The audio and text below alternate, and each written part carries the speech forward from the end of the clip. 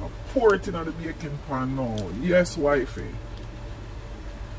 And while she pour, she get the spatula so she not leave an ounce in the pan when she ready for the final pan. Yeah, man. So she just scrape out everything. Can't waste nothing. And then this thing here ready for the oven. Yeah, man. So she gonna put it in the oven now. Oven hot. She put it in one. And then she gonna put it in two.